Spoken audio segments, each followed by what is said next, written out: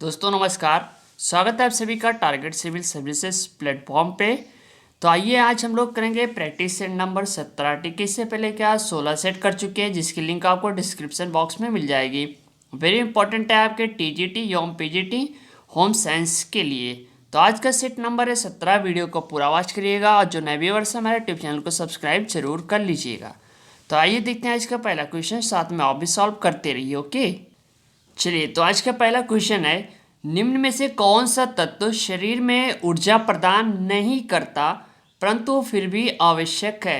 यानी यहाँ पे बात हो रही है डायरेक्ट एनर्जी के बारे में, जो हमें प्रदान नहीं करता फिर भी हमारे लिए काफ़ी इम्पॉर्टेंट है। तो ये सारे टॉप क्वेश्चन है।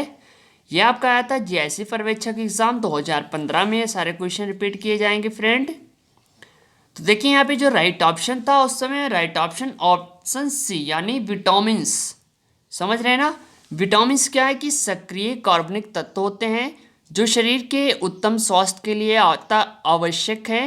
यद्यपि शरीर में इनकी अत्यंत अल्प मात्रा में ही आवश्यकता होती है। विटामिन ऊर्जा प्रदान नहीं करते लेकिन अन्य ईंधन पदार्थों के संश्लेषण एवं सही उपयोग का नियंत्रण करते हैं। मानव शरीर द्वारा विटामिनों का संश्लेषण नहीं होता है, अतः खाद्य पदार्थों के रूप में इनकी पूर्ति आवश्यक है। तो यहाँ से क्वेश्चन समझ में आ रहा है? अगर आ रहा तो कमेंट बॉक्स में यस लिख दीजिएगा। और आप किस जिले से हैं कमेंट बॉक्स में कमेंट करके हमें जरूर बताइएगा। चलिए देखते हैं अगला क्वेश्चन। निम्न में से कौन सा कथन सही है? ठीक है, ये चार ऑप्शन दिए हुए हैं। ये भी आया था आपका जीआईसी पर्यवेक्षक एग्जाम 2009 एवं 2015 में। ओके, तो अब यहाँ पे राइट ऑप्शन था ऑप्शन सी यानी विटामिन के खून के जमने में सहायता।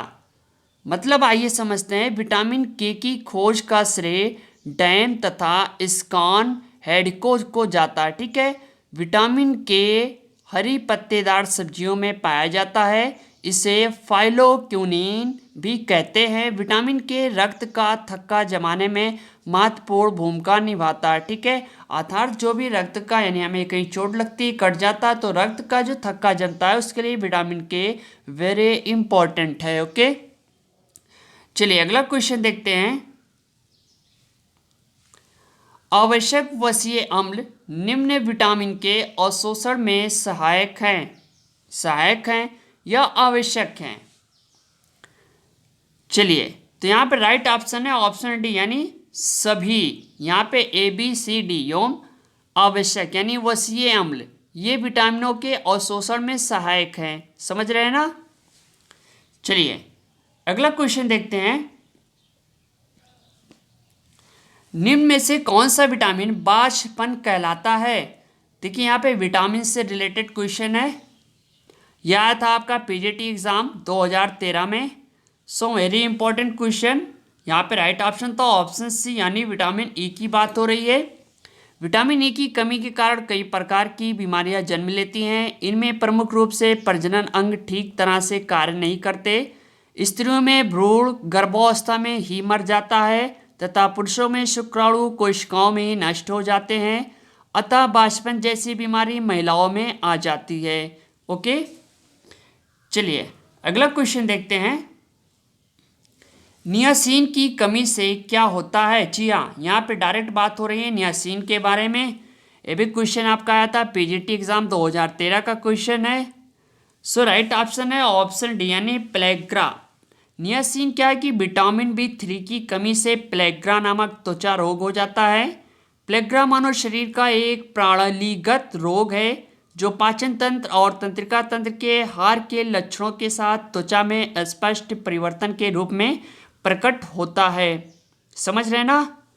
चलिए आप एक नोटबुक बना लीजिए और नोट करते चलिएगा, क्योंकि जल्दी नोटिफिकेशन आ जाएगा और एग्ज़ाम भी जल्दी होने वाला है। मान के चलिए आपकी करीब 20,000 से ऊपर की पोस्ट इस बार टीजीटी एवं पीजीटी में होगी। चलिए अगला क्वेश्चन देखते हैं।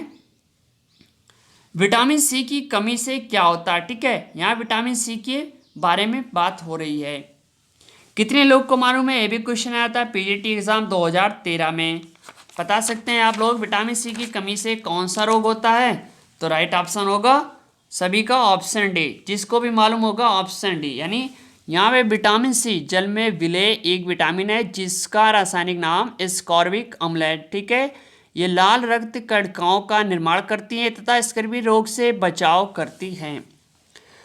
सो नेक्स्ट क्वेश्चन की तरफ बढ़ते हैं। वसा में घुलनशील विटामिन कौन सी है? ठीक है, वो कौन सी विटामिन है यहाँ पे बात हो रही जो वसा में घुलनशील है। ये भी क्वेश्चन था आपका पीजीटी एग्जाम 2013 में, जिसने भी दिया होगा उसको मालूम होगा। तो यहाँ पे राइट ऑप्शन था ऑप्शन सी, यानी ADE। ठीक है, तो याद कर लीजिएगा ADE और के। ठीक है, जिसे हम बोलते हैं एडेक, क्या है, वसा में घुलनशील है, इसके अलावा और जल में। चलिए अगला क्वेश्चन देखते हैं। राइबोफ्लोविन का सबसे अच्छा स्रोत है। ठीक है, यहाँ पे राइबोफ्लोविन की बात हो रही है, पीजीटी एग्जाम 2009 का क्वेश्चन है। सो राइट ऑप्शन था ऑप्शन बी, यानी पनीर के बारे में। राइबोफ्लेविन क्या है, विटामिन B2 का अच्छा स्रोत पनीर, मछली, खमीर, चावल तथा दाल आदि है। राइबोफ्लेविन गहरे पीले रंग का यौन मेटाबॉलिज्म में भाग लेने वाले एंजाइमों का एक घटक होता है। इसकी कमी से आंखों के रोग, मुंह और होठ का फटना आदि प्रमुख है। क्लियर है डाउट? यहाँ से डाउट क्लियर हो तो यस कमेंट बॉक्स में जरूर लिखिएगा। चलिए सो नेक्स्ट क्वेश्चन की तरफ बढ़ते हैं। कौन सा सही नहीं है? चलिए फ्रेंड बताइए इसका राइट ऑप्शन कौन सा होगा। सो राइट ऑप्शन है ऑप्शन बी, यानी विटामिन बी, कीरेटोमलेशिया। ठीक है, यहाँ इसकी कमी से कौन सा रोग होता है, बेरी बेरी होता है। ठीक है, चलिए सो नेक्स्ट क्वेश्चन है।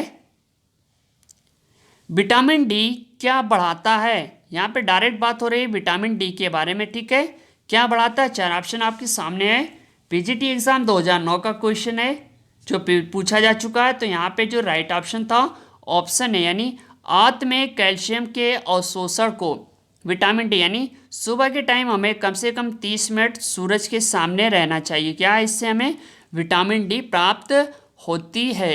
सो फ्रेंड ये रही वीडियो, मिलते हैं हम नेक्स्ट वीडियो के साथ। Okay thanks, best of luck, thank you, धन्यवाद, जय हिंद।